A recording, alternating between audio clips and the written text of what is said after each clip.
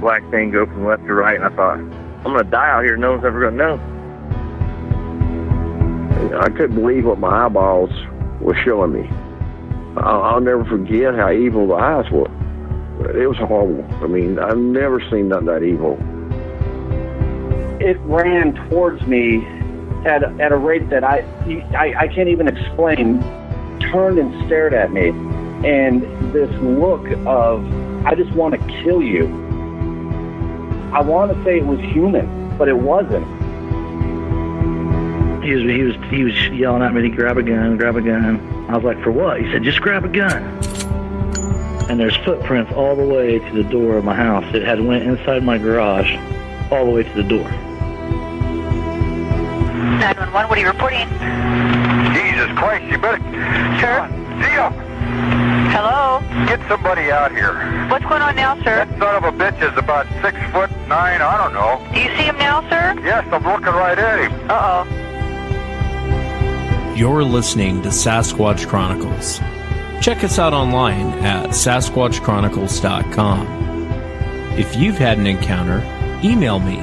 My email address is wes@sasquatchchronicles.com. Welcome to the show, everyone. Thanks for being here tonight. Got a great show planned for you this evening. Going to be bringing Steve on. And Steve decided to go out and see for himself if there was anything to this, people seeing Sasquatch or not. And it's interesting what he found in this area in Arizona. I know he was in Colorado too for a while, trying to find these creatures, but he captured a bunch of very interesting audio. I'll play some of it tonight for you guys, and then I'll post the rest of the audio that I don't play during the show below this here on the website. So if you get a chance, listen to it. I know if anyone out there can really go through the audio, it's you guys, but I'll post some of the audio here tonight.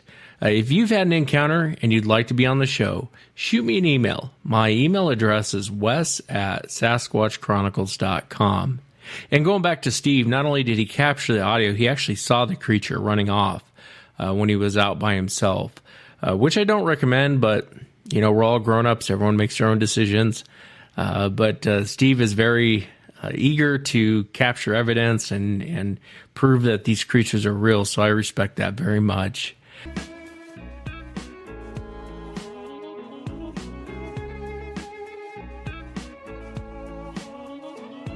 Well, next up, I want to welcome Steve to the show. Steve, thanks for coming on. Thanks, Wes. Good to talk to you.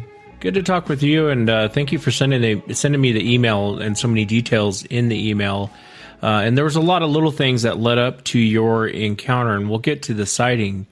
But before that, Steve, what got you interested in actually going out and looking for it? I mean, you hadn't had a sighting prior to this, and you were out searching for this thing. What's the fascination with it? So I guess you could say it started back, probably back in the 70s.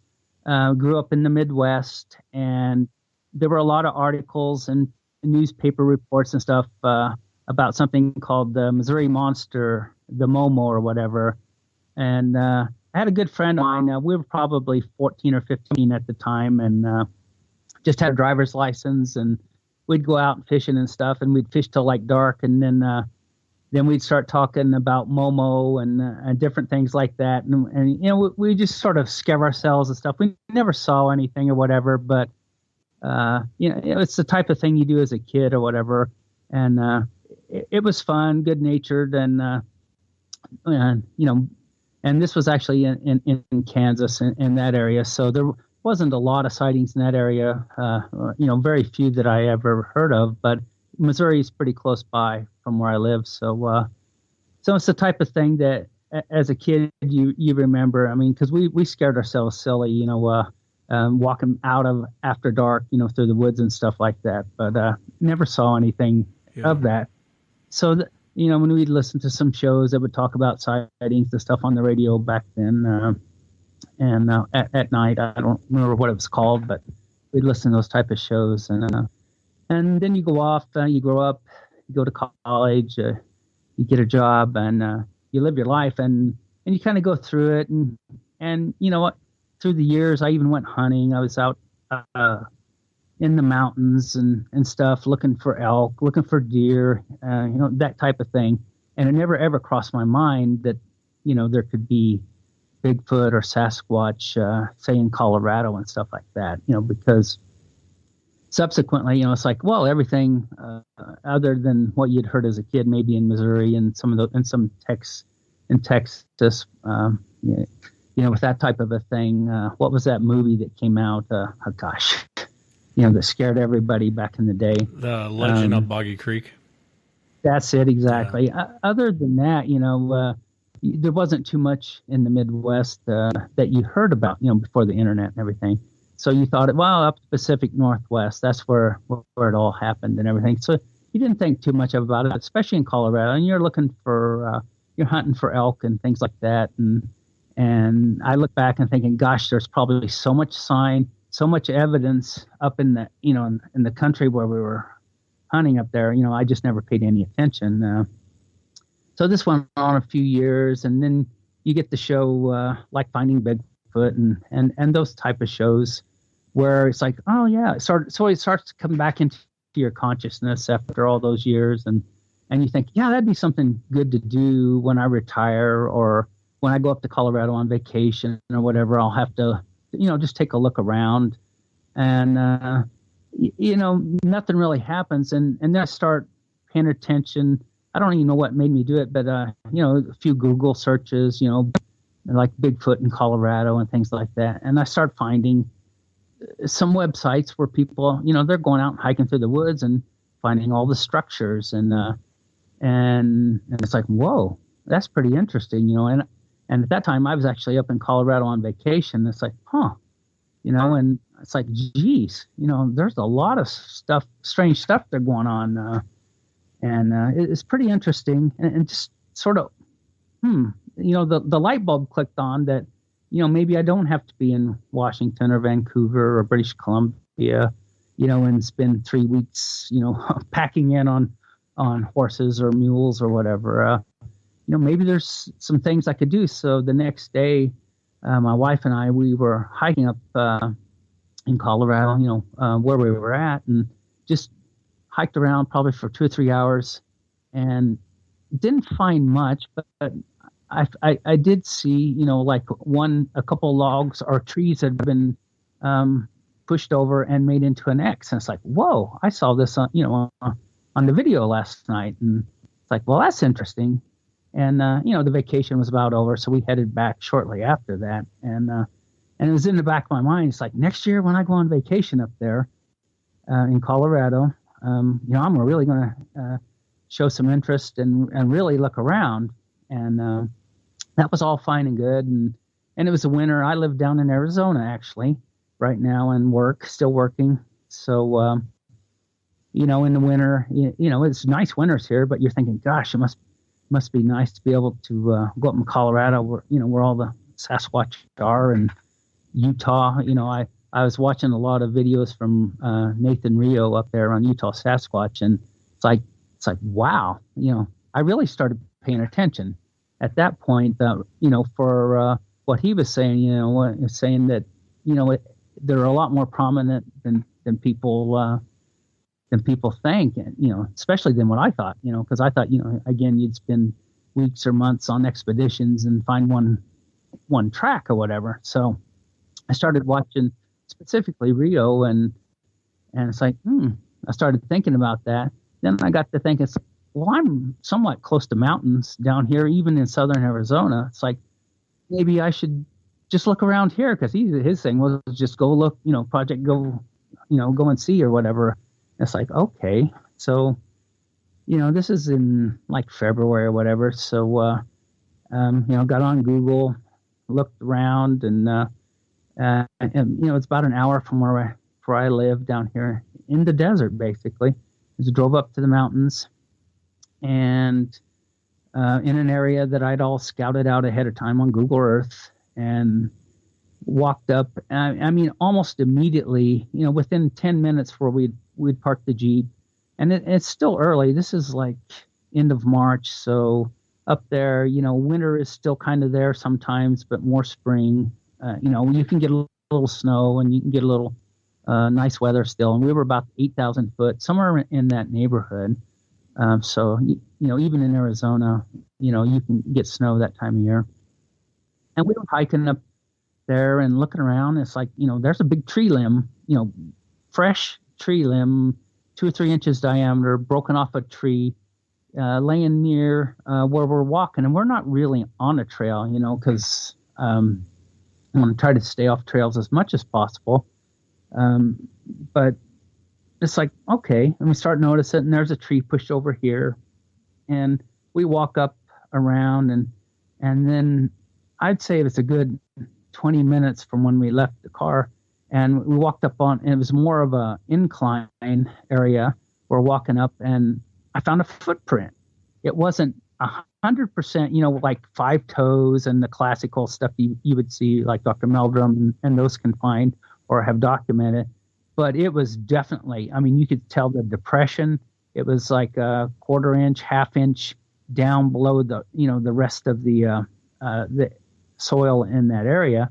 And so I took a picture, and, I'm starting to think to myself, maybe this is real, but you got to convince yourself, or else, you turn around and go home. So I thought, maybe so. So we hiked up another, I'd say 100 or 200 yards, and we ran into like a little hiking trail that is in the area that they use in the summer.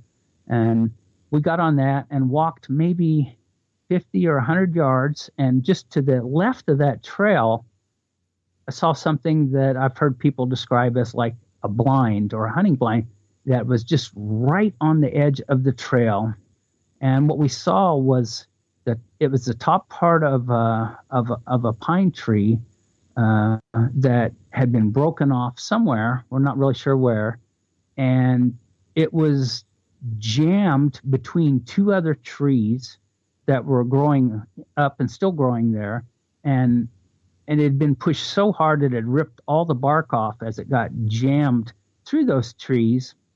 And on that top part of the tree that was jammed through there were all these smaller broken off pine limbs that were hanging down and been laced and placed all around on there, to sort of look like a blind, and is so obviously not human made because it was very heavy, very big, and just jammed through there. And it's like, whoa, so that sort of amplified the footprint we found earlier. And, said, wow, it's still an area that's active, apparently, because these pine boughs were very green and, still supple and stuff. So they hadn't been there very long. So we hiked down, and the trail ended, and we kept going. We cut down and crossed a small little stream, easily wadable, not really a stream, probably more of a spring type of a thing that was feeding it. So we crossed that, and another 20 yards up there, we found a huge nest or wallow of a tree that had been pushed over or fallen over. Either way, there was huge branches that had just been snapped off, broken off. Some of them were 4 or 5 inches and just been broken like a toothpick. In diameter, green, big, a lot of green pine boughs on it, and very, very healthy looking tree that was over. Maybe the wind blew it over. We don't really know. We can't know that. But it was huge. And then every branch all up and down it had been ripped off. You can go up there and look, and it's just been broken off and broken off and broken off. Just really impressive. We were totally convinced that, no one had done this. If it was Forest Service cleaning up a tree that had fallen over, they would have had a chainsaw, and there would have been nice clean cuts and stuff. And everything was broken up. So the interesting part, my wife noticed, and, I got on a video and stuff and captured it. There was it almost looked like an enclosure. It was probably about 2 or 3 feet tall and about 3 feet in diameter, where I'm assuming, had taken these branches and made an enclosure out of it. And I told my wife, said, look, that looks like a nursery, like or somewhere you would put a baby or something. Cause if it were a Bigfoot, there's no way they could, fit in there, but it's like, maybe a baby could fit in there, and it's early spring. So who knows? I wanted to ask you, with regard to I know you had gotten some vocalizations back. Was that there in Colorado, or was it over in Arizona where you're at, where you heard those vocalizations? Those were in Arizona. Oh, they were in Arizona. Okay. Yeah. So that was the first time we were up there. When I call it the nest or the wallow. So we went back down, and we had heard a couple of whoops, and off in a distance, but it's like, well, it was far enough away. A, we weren't really concerned, and B, it's like, what did we really hear? It wasn't like right behind us. So it's like, what was that? Did you hear that? And you go, yeah. So one of the interesting things was my wife was with me, and we really didn't know what we were into yet, other than just evidence. Were they still there and active? We weren't really sure, but there was a point where she sort of walked ahead of me and was going on down, and it's like, well, I wasn't ready to go that direction or whatever, so I go, hey, and I didn't want to yell. I don't like to yell when I'm out in the woods, be the normal loud person in the woods, if because there can be other people, especially in the summer in this area. There are other people hiking and camping a few places, but so I'm going, hey, and she keeps walking. So finally, I like whistled real loud. I didn't use my teeth to whistle, but it was a real loud type of a thing. And she still didn't hear it. So I did it just a little louder, and she turned around, and then we went on back. But when I went back and examined the audio, when I'd done that, I could hear a whoop in the background. It wasn't really loud, but it was right after I had whistled. It was almost like it had responded to my whistle with a whoop or a whoop, that was, it was just too coincidental to be anything, Yeah. No, I hear you. And then the other thing too, people don't realize, southern Arizona is actually pretty green. When I was down there, there's a lot of areas that are very green, and you wouldn't think, when you think of Arizona just being, the sand dunes and all that, but it's not. When you get down there in southern Arizona, there's actually, it's no Washington State, but there is water, there is cover, and it is very green down there. Yeah, it really is. And when you go up the mountain and you get past 6,500 feet or 7,000, there are pines, and there are tall pines, and still water, especially in the winter and the summer when you get the summer rains, the monsoons and things like that. There'll be a lot of water around. It can be a little more dry in June before the rains start and stuff, but amazingly so. There's some huge pines. You'd think you're in the Pacific Northwest, some of them, but there's fires. There's been fire damage over the years in places. You can see that as well. But so you guys start getting all this activity, you start seeing some evidence. At what point do you decide to go back to Colorado? And if you would kind of walk us into your encounter. Okay, so actually the encounter was actually in Arizona. So we, in Colorado, that's where I just sort of launched me off into thinking and paying more attention. Oh, I gotcha. All of the investigation, if you will, has been in southern Arizona and in the mountains in this area. And so it was pretty much the following week, we went back and for the most part retraced our steps. I was curious to see, first of all, if that nest had been added to or subtracted from or whatever. And it looked like it had been smashed down a lot and in a sense sort of abandoned because there wasn't anything new added to it or whatever. So we walked around and hiked around, and then it had been a couple hours, 2.5 hours, something like that, and we were ready to go. So we headed back down, And it was a different way than I had been last week, the previous week. So, it was kind of just freewheeling it. I'm not worried about getting lost because everything mostly goes down. You go up and then you go back down and you'll end up at the road, somewhere along the road.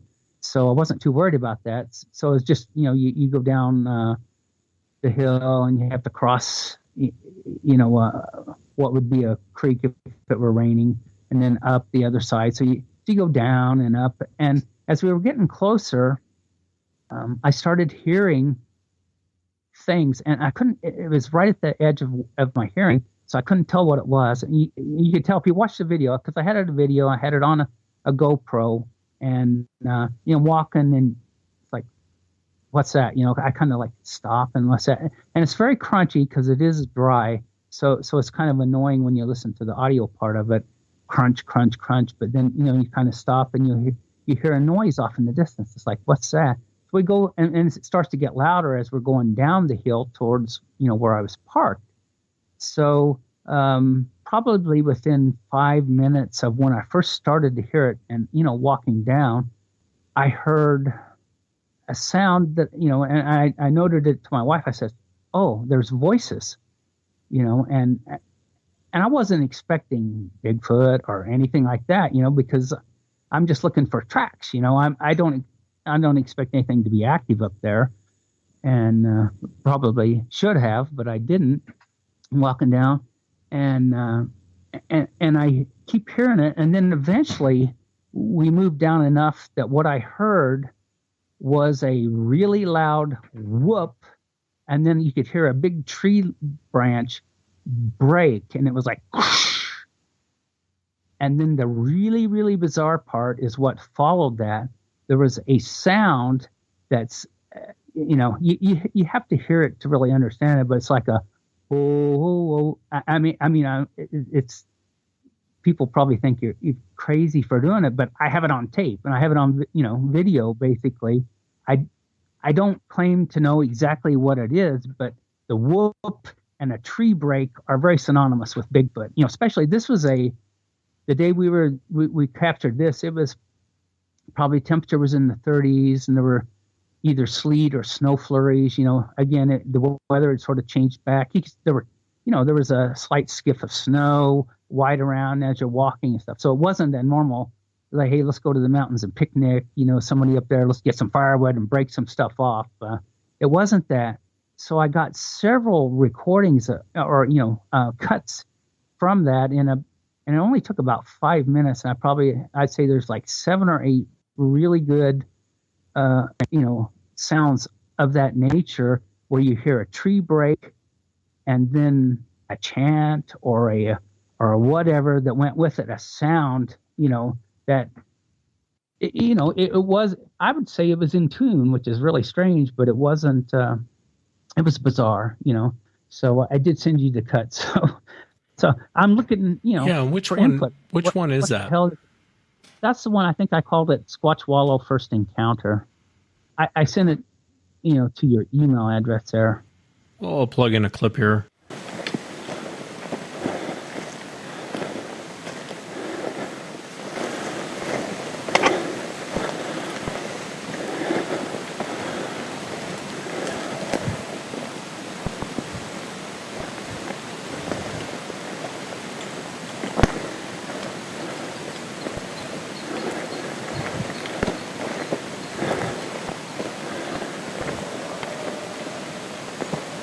That's people.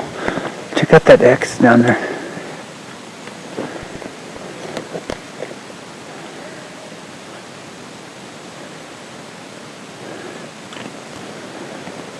I think we're maybe on that trail.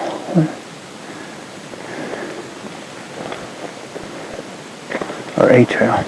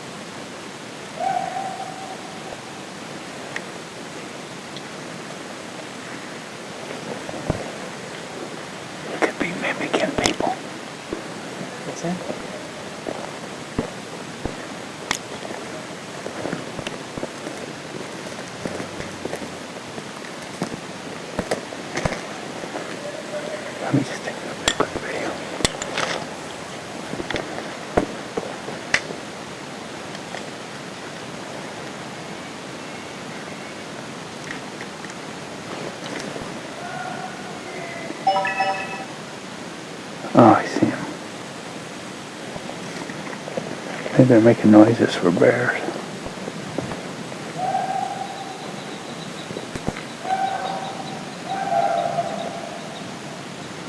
Okay, don't point the camera. Nobody's filming.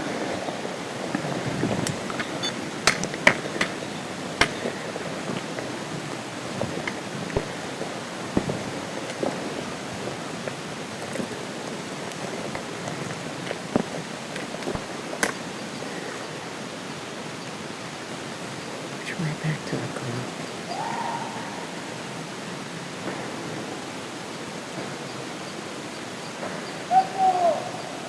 Can we go, please? Can you turn off the camera and can we go?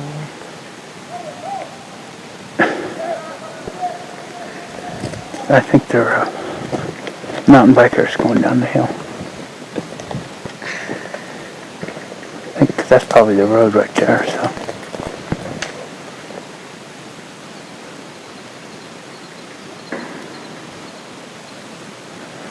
Let's look, the Jeep may be right there.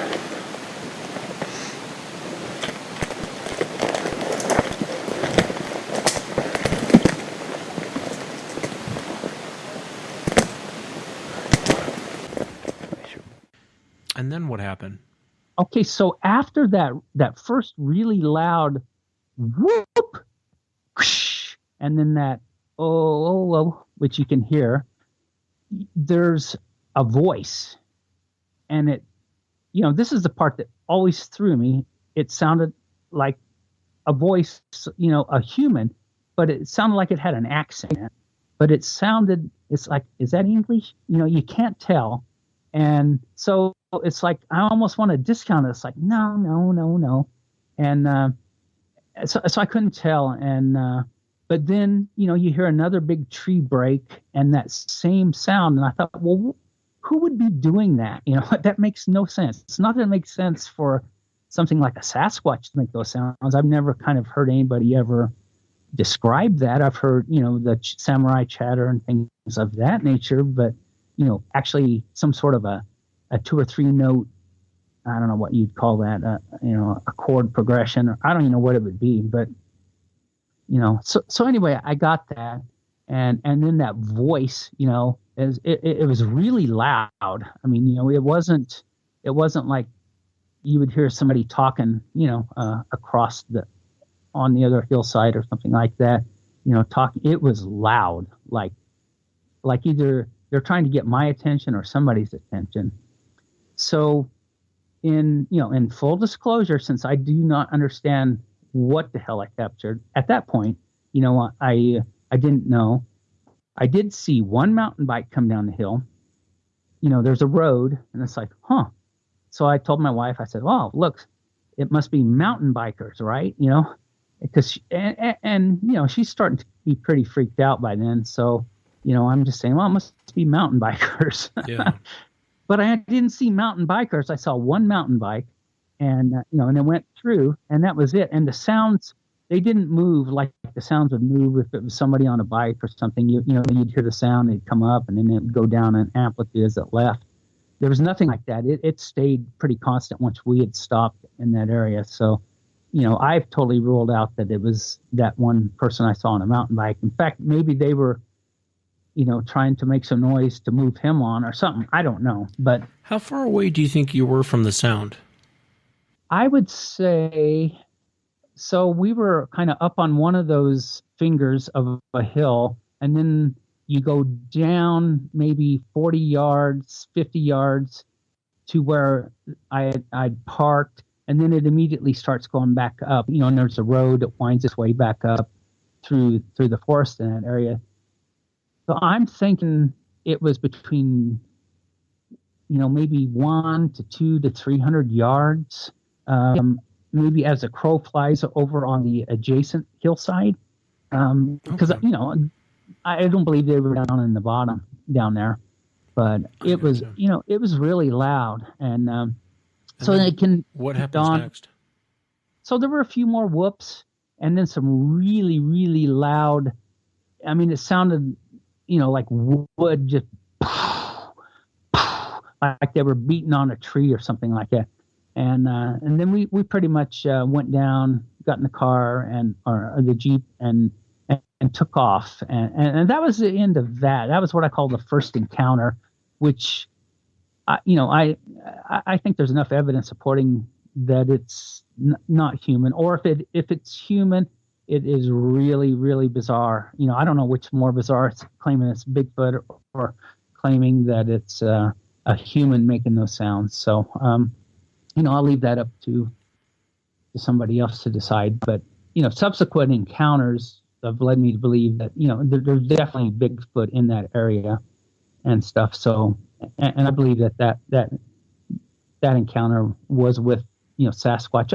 And I guess maybe they weren't encountering me, but they were in the area and they were active and they were working. I believe they were up on the other hillside working over a tree, making a new nest or a wallow. But, Well, I do get a lot of reports from Arizona. I know it's in the middle of the desert, but like you and I just talked about, it is a green. You get up, especially in the hillside, and you're right. I've been out there, and there is snow up in the mountains. You wouldn't think so. Not, in Arizona, you wouldn't think so, but there is. And there's a lot of reports around Flagstaff, too. I know that's a little bit farther north from where you're at, but there's a ton of reports out of Flagstaff. And so you sent me this other audio clip. What is this other audio clip? So the other audio clip was taken recently. It was a Memorial Day weekend, and I went back up to an area. This time I was solo. The wife had decided to not go that day. She had a bunch of other things to do. So I went up to check out this one area where we had been previously. We stopped off we drove after work, went up there and did a quick hike and stuff and came down. And I thought, wow, if they're still up there this time of year, because now I would say on an average time, there are like 5 or 6 different people camped out in different places now. So I would question any audio I got now, as far as voices or anything you would hear or, any sounds like that at this point, I would suspect audio.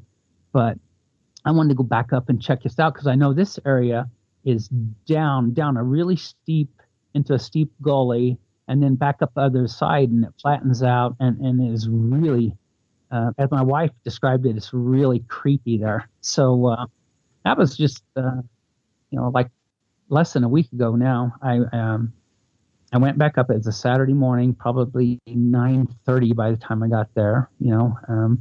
So I hiked up, and I'd heard some people at a camp or whatever, and I'd heard a dog, just making a lot of noise, barking. That was before it could have been me doing it. So, you're always thinking, I wonder what that dog's barking at. And it could be other people walking or something. But I continued on, and I found some really cool structures, some tree limbs and some breaks and another nest or a wallow area where it looked like, they had done their deeds, with the tree and destroyed it, basically thrashed it. And went down through the bottom, up the other side, and my GoPro, as it would be, I'd taken so much more time so that the battery had run down by then. So then I only had the little hand cam, but I did have audio going. I have a Tascam audio recorder with a little microphone I clipped to my hat, so I had that going, and I just stopped and I had basically documented some really cool tree breaks and one that was leaning on top of another one that had been broken off, and it's like really cool, just evidence again, not really looking for Sasquatch. And I would say I went up another 30 yards from that, and this is like 11:30 in the morning by now, and so I had no video going. I would turn it on, turn it off if I wanted to document something. And I was just standing there, and I heard a sound that sounded like a limb being broken, not a tree limb being broken off a tree, like a real loud crash, but like you had stepped on something and broken one pretty loud, and it was fairly close. I would say 50 yards or less. I'm looking, and I didn't have the reflexes or the time to get the camera and turn it on. It's like you just look look up, and then there was a secondary little noise I heard, and then I saw, this is the first, full sighting I've had, and it was running from left to right. And when I first saw it, the first thought it was sort of a light brown color. I first thought, I was like, well, that looks like an elk, crashing through the woods. I was like, well, no. And then it cleared through the trees, because there's trees, and so you kind of see it go behind the tree, come out of the tree, go behind the tree, that type of a thing. And there was a period where it was totally outside of the trees, and I saw it 100%. It was probably from the knees up. It was a humanoid, and I would describe it as Bigfoot, and it was a light brown, and it was tall. I can't really give an accurate description on the height because I did not walk back up there because I was alone at that point. I was a little apprehensive of pursuing or looking like I'm pursuing. So, but I'm watching, and I don't see a lot of long hair or anything, which I've heard some people describe, like horse mane or something like that. I did not see that. And it was fleeting, like 2 to 3 seconds type of a thing total. But I believe there was some like white on the neck or around the neck, and I'm not really sure, was that hair, like a gray hair or white hair or whatever. It didn't kind of make sense because it was mostly brown. But Wes, it's amazing. If you listen to that audio, I'm like, holy cow, because it was running and it was really, really fast. And this is, through the forest, and maybe there's a little bit more of a trail up there. I never went up there. It's definitely a little bit of an opening, but it was running. And other than the initial noise that caught my attention, it wasn't making any sound. It wasn't like a deer or an elk going through the woods would make, which would, wake up the dead when they run, when they're spooked. And it ran from left to right. And I'm like, holy cow, so I'm like stunned. I get the camera on actually pretty fast, as I'm playing back the audio, I hear how quickly it turns on. It's like, wow, that's pretty good. I figured I'd be in shock, but so I'm sitting there and I start documenting to try to remember, to make sure I could remember what I just saw, and I would say within 30 seconds, and that's on that tape or that cut, the audio cut I sent you. After you hear me say I just saw it, you will hear a sound that came from the general area of where, this guy came from, or gal, or whatever it was. It's like, first, it was really loud. It wasn't, I played it back for my wife because she wasn't there, and she said, it kind of sounds like a crow, but it was at the ground level, and it wasn't that far away, and it was really loud. So you can hear that. And, it made me think, gosh, maybe there was a baby or whatever in there. And this thing had seen me coming and tried to divert my attention or whatever. And it had taken off, and that's pure speculation. But if you or anybody else can hear that and say, oh, it's like a fawn or a deer or whatever, or a crow or whatever it is, I couldn't identify it, but it was loud, and it happened so quickly after this thing had taken off that, maybe it was a coincidence, but I didn't hear it again, and I hadn't heard it in those woods up there ever. So anyway, that's just a mystery of the story. Yeah. But the one thing I would say was this creature, hominoid or whatever I saw, that was running on 2 legs at incredible speed, did not look like Patty. It wasn't kind of a big lumbering looking around type thing. It looked like Usain Bolt on steroids, running incredibly smooth. The head, there wasn't exaggerated motion. It was like incredible. I'm in shock. I've seen a lot of professional athletes in football, running, college, the type, the speed people, how smooth they look, and they look so effortless. Well, this is like that times two and big. I mean, but it wasn't huge girth. It was just it looked like the linebacker on the team, not the center on the football team or the tackle. It was the one that can run and just totally cut. It was I didn't see a lot of wasted motion or anything. So it's really interesting.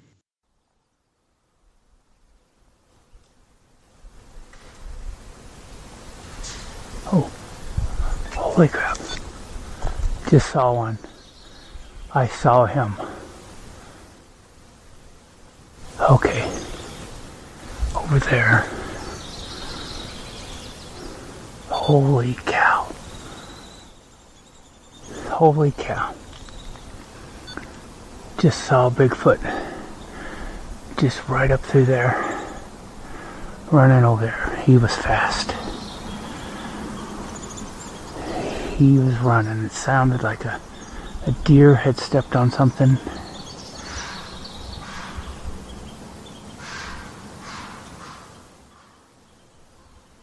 That's not a good sign. Not sure what that's about. I wanted to ask you, so compared to you, was it bigger than you? Oh, it was definitely bigger than me. Yeah. And like I say, I wanted to step it off to see how far away it was, but I just didn't think that was the appropriate thing to do, go up where it had just been. If it was, I don't blame you. It had exposed itself to either divert me or to get me to go up, to follow it, for whatever reason. It's, and that was my first 100% encounter. I'd maybe seen something I thought before, but this was no doubt, it was 100%. So. And so did you leave at that point?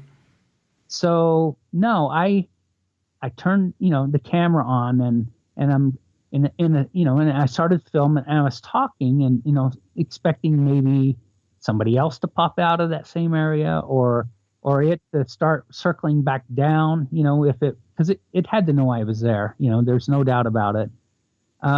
Unfortunately, I had accidentally kind of like zoomed in. So a big portion of the video is like you're staring at trees close up going right and left as I'm looking around, making sure it's not doubling back on me. But, the audio still came through. And then eventually I did zoom out.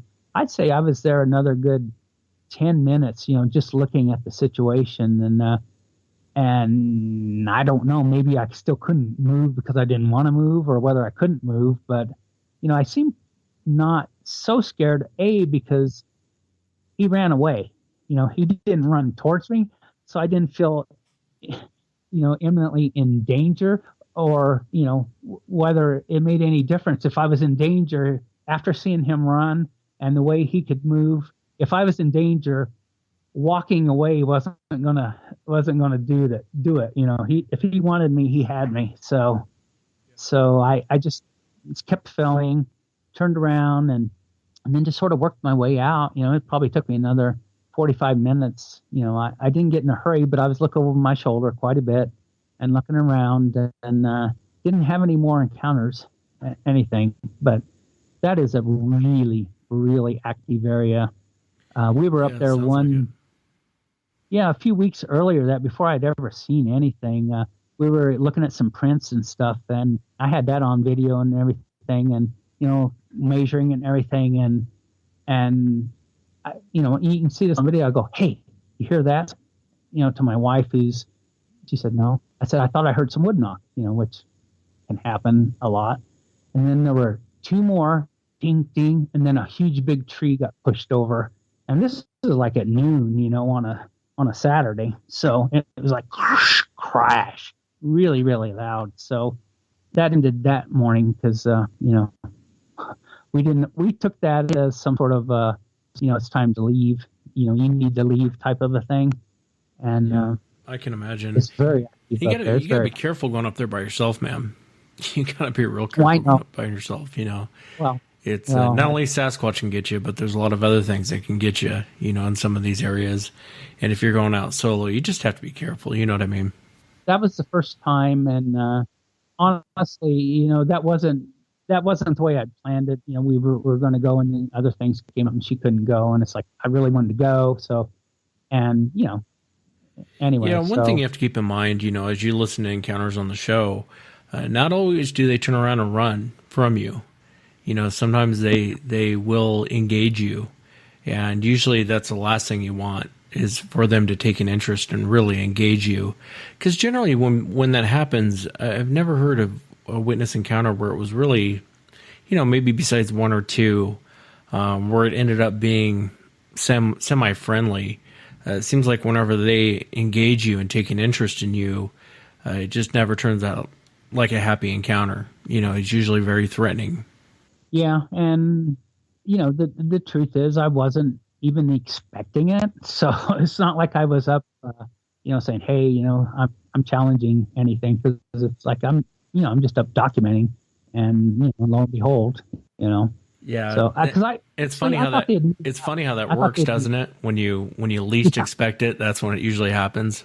I didn't mean to cut you off. And you know why it was? Because the batteries died on the camera, right? Yeah, exactly. If I'd have had good batteries, so that's the answer. If you don't want to really be in peril, just keep the batteries charged and put fresh batteries in it. So there's no doubt about that. Yeah. No, and so have you gone back? That was last Saturday, wasn't it? That was last Saturday, yeah. Oh, wow. I imagine I probably won't be going back for a while. We got some travel, we got upcoming and stuff, and so it may end up being another month or more before I can even get up there. A month and a half, man, probably even get up and even nose around, and I would like to find somebody else so I don't have to drag the wife up there all the time, but that wants to walk around and check things out. I don't push. Like when I get the feeling that like the tree going over, it's like, okay, that's it. Well, I'll tell you the other thing, not only Sasquatch, but Southern Arizona, I get some of the weirdest encounter stories you've ever heard in your life. I mean, just weird things. And a lot of dogmen, too, believe it or not. A lot of dogmen down there in Arizona. But I get a lot of strange encounters people run into with very odd creatures, I guess is the best word. Most of them don't want to come on the show, but I get a lot of weird reports from Southern Arizona, a lot. But the other thing, too, to be careful, like I said, the dogman. I do get a lot of reports of the dogman up high in those mountains in Southern Arizona. Yeah, and that's something I need to do a little more research, because I've got, I'd left some audio out overnight and stuff. I've got some stuff that makes absolutely no sense. So, I can send you some cuts of that sometime to get your opinion on some things. But yeah, please do. What kind of stuff didn't make sense? Okay, so I put the audio out and left it overnight, and it was I'd say about 10:30. Well, no, 10:45 is when it's the activity sort of started to happen. You could start to hear stuff, and being up in an area where there are other people occasionally, especially as it gets closer to summer, you have to take everything with a grain of salt. But a lot of the sounds I was hearing sounded like something you would think a Bigfoot would make. There would be, almost like whoop, whoop, whoop, a bunch of them together, like whooping and making all kinds of sounds. But then also you would hear some of those things I described earlier in that first encounter. You'd hear some of those 2 or 3 note, chord progression sounds, and pardon my singing there, but no, that's all right. You would hear things like that, and it's like, what am I hearing? And you come to the conclusion that if it were people, humans, they are the weirdest, most bizarre people ever. And it went on for like an hour and 45, 2 minutes to like 12:30 at night or whatever. And again, it's pretty cold up there that time of year. This is early April, and maybe they're sitting out by a campfire, but you'll just have to hear it, because the things you hear, and towards the end there's some sounds that are almost like it sounds like okay, I'm going to say this, and I can't defend my hypothesis, but what it sounded like was like a Bigfoot, you hear like a rock clack, and then you'll hear it almost like an incantation, and then a whoop, kind of a bark, a bark almost, and then you'll hear a voice that of course you can't understand going following it. It almost sounded like a ceremony. It was just freaked me out, and I'm somewhat hesitant to pass that up because people immediately think, oh, it's contaminated audio from somebody somewhere. It's like, well, maybe there could be some contamination, but who could this be? Because I've never heard human behavior, like that. Some of the things, it's just, I'd be interested to get your take on it. Yeah, but, send me that audio, would you? Is it a pretty large file? It's so what I did, it was like an hour and a half, hour and 3/4 of raw tape, and I sort of went through and I would cut out the stuff where you could start to hear stuff because it would kind of fade in and fade out a little bit, and there was wind blowing around, so you can imagine. And I wasn't like sitting right next to whoever was making the noise, so I think the recorder would gain up a little bit, and you could pick it up, and maybe the wind would blow and it'd go back down, like sort of like an automatic gain type of a thing, something going on. So you would hear things and then it would kind of go away and come back. But there was a couple instances where it definitely sounded like I don't know, you hear like a scream, a couple of them like that, just like grunt, like it was coming from a more primate type of a thing. And then you would hear other stuff that sounded more humanoid or human like, and they would be together sometimes and mixed in. I even heard one, it was a really Sasquatchy sound, like a really low, and it sounded like Cujo, and then you could hear it, and it almost sounded like a roar, like a lion, almost, really, really. But if it were people up there, they are the strangest people you've ever seen in your life. Yeah. So, well, send me that audio. I'd love to post it up to the website and just get people. I mean, the listeners are. Some people, you'd be amazed at some of the listeners. They're really in tune and can take it apart bit by bit. And I mean, there's stuff people have sent me that I was like, oh yeah, there is something at a minute 42, and so yeah, if you would send it to me, I'd love to post it. I will. I think it's almost, maybe perhaps what excuse me if there was some human contamination that kind of got mixed in with it. It's just enough to like, what the hell? Wait a minute. Well, and it's not uncommon, though. I mean, I have heard other recordings where I'm like, oh, that's people talking. And then all of a sudden you're like, okay, that's not people talking, because you'll hear some weird noise or something. And a lot of times with this audio, it's left out in the middle of nowhere. And, like I said, I mean, it's a weird, unless it's a bunch of weirdos up there making strange noises. I mean, I guess that's a possibility, but it went on for almost 2 hours, whatever it was, I would thought if that's people, sitting around a campfire having beers, even they would get tired of that after a half hour, right? That kind of behavior. Yeah. And you can always tell when you're listening to a recording, usually after about a couple minutes, you're like, oh, that's just people drinking it up. But I have heard other recordings, like you said, you hit it right on the head, where it sounds very primate-like, it sounds very animalistic, and then all of a sudden it sounds kind of humanish, and then it goes back to this weird primate, the one you mentioned there in the beginning, where they're all going, when they're all around going hoo hoo hoo hoo hoo, like a bunch of monkeys. There's a recording I know the Olympic Project has from here in Washington State that's very similar to that.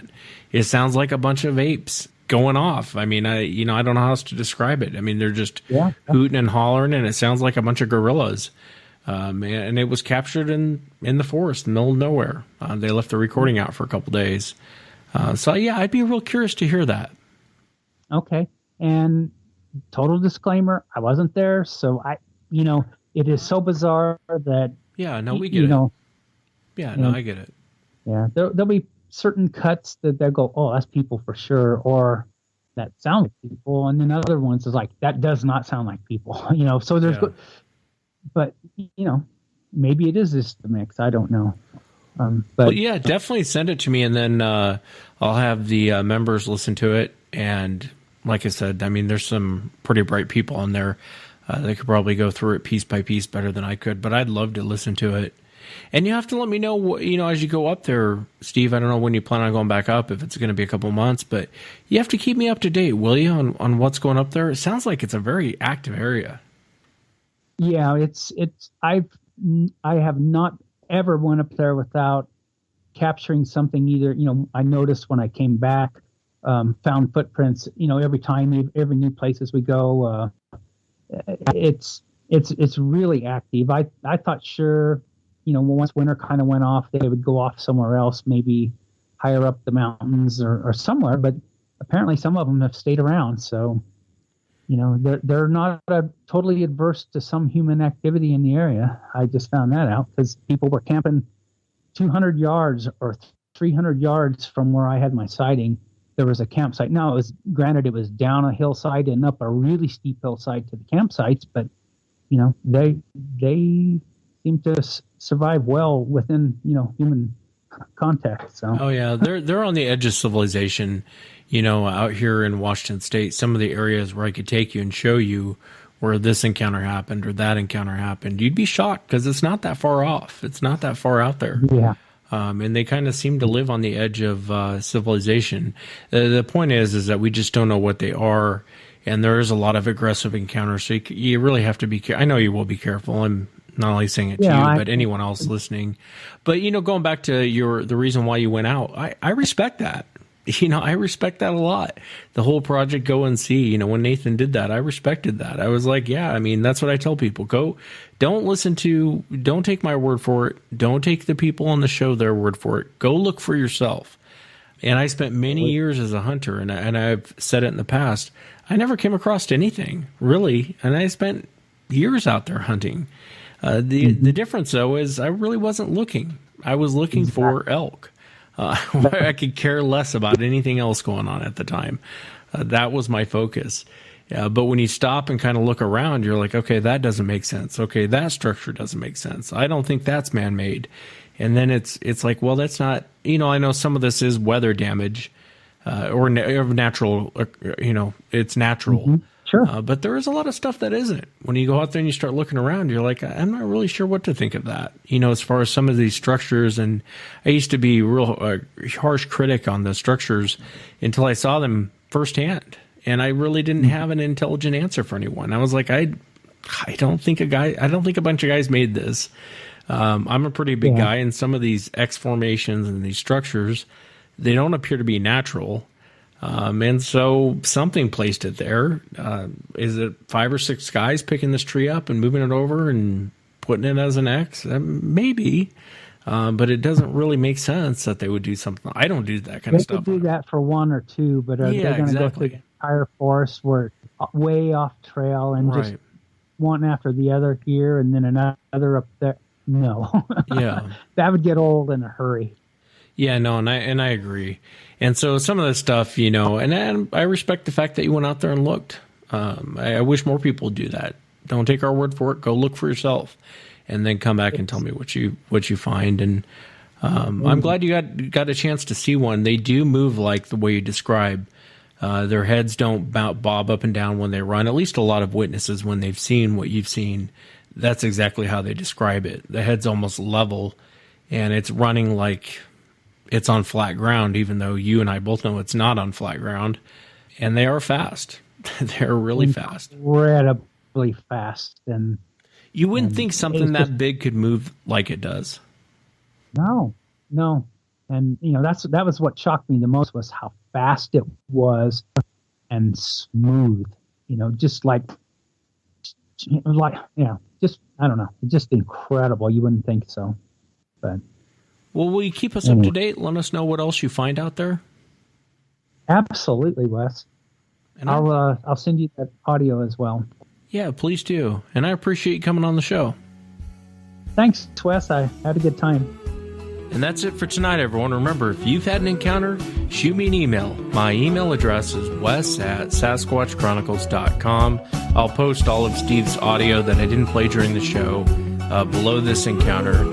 I hope you have a great weekend. Hope you have a great week. And I will see you guys next time.